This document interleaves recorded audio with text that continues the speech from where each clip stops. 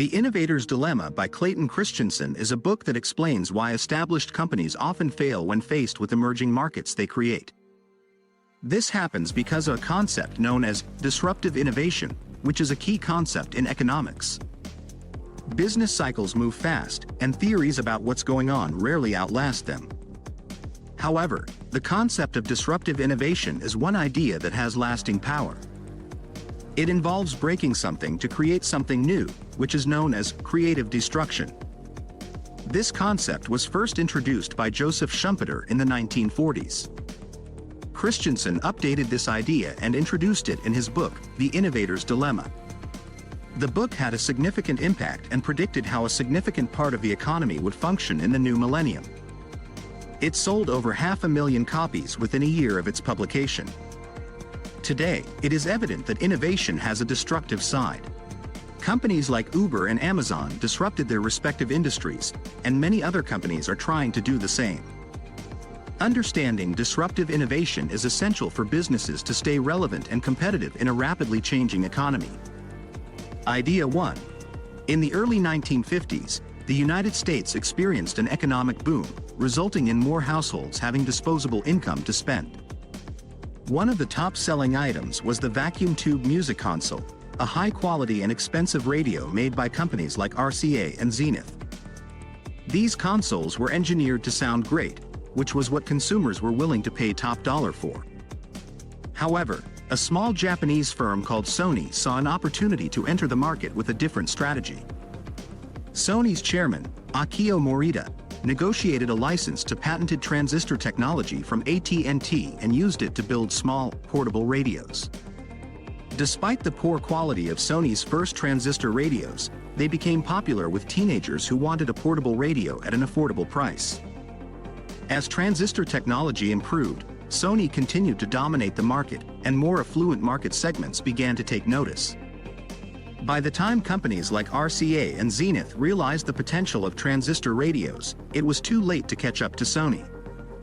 This story illustrates the concept of disruptive innovation, where a new entrant into an established market can gain a competitive advantage by offering a cheaper or simpler alternative to existing products. The lesson for businesses is to be aware of emerging technologies and market trends, as well as the needs and desires of different consumer segments. Idea 2. In the world of business, many established companies have been overtaken by newer, more innovative competitors. One might think that this is due to a lack of innovation or bad management, but according to business analyst Clayton Christensen, the real reason is that breakthrough technologies are often worse than what already exists. Christensen believes that low-quality innovation is fundamentally disruptive, and he compares it to sustaining innovation, which leads to higher performance.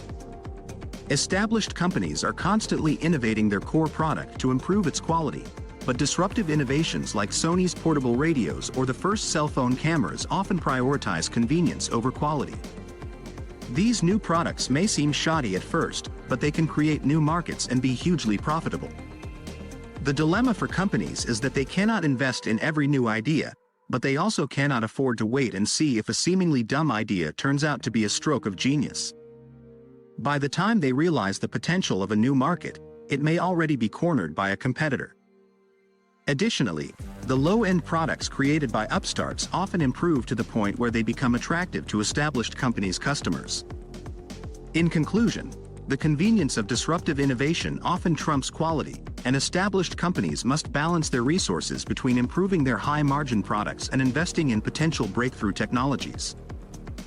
Idea 3. Gillette, a company known for its razors, is facing a difficult situation. On one hand, they have been focusing on sustaining innovation, which involves improving existing products. Gillette has been continuously enhancing their razors, from simple two-piece safety razors to modern battery-powered ones with multiple features like lubricating strips and precision trimmers. However, the new razors may be perceived as over-engineered and too complicated by some consumers. On the other hand, disruptive innovation, which involves creating a new market by offering a simpler and cheaper product, is gaining traction. The Dollar Shave Club, a new entrant to the razor market, identified a new market segment that values simplicity and affordability over complex and expensive products. They offer home delivery of their razors, creating a convenient buying experience for their customers.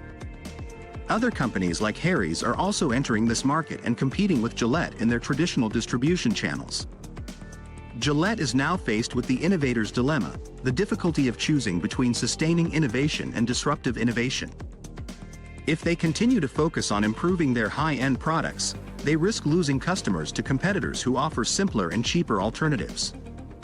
However, if they pivot towards disruptive innovation, they risk cannibalizing their own high-margin products and not satisfying their existing customers. This dilemma highlights the challenge of balancing innovation and market demands in a constantly evolving business landscape. Summary: being stuck in the innovator's dilemma is a challenging position for companies to be in. Gillette is an example of a company facing this dilemma as it tries to balance sustaining innovation with disruptive innovation. The lesson from Christensen's book is that companies need to avoid this trap by incubating new ideas and continuously adapting to changing market dynamics. Fear can be a great motivator in driving companies to innovate and avoid being disrupted. Ultimately, the legacy of Christensen's book may be that it taught a generation of business leaders the importance of embracing innovation and being proactive in shaping their company's futures. Now, thank you for taking the time to watch, and if you found value in this video, be sure to hit that like button and subscribe to my channel for more great content. Trust me, you won't regret it.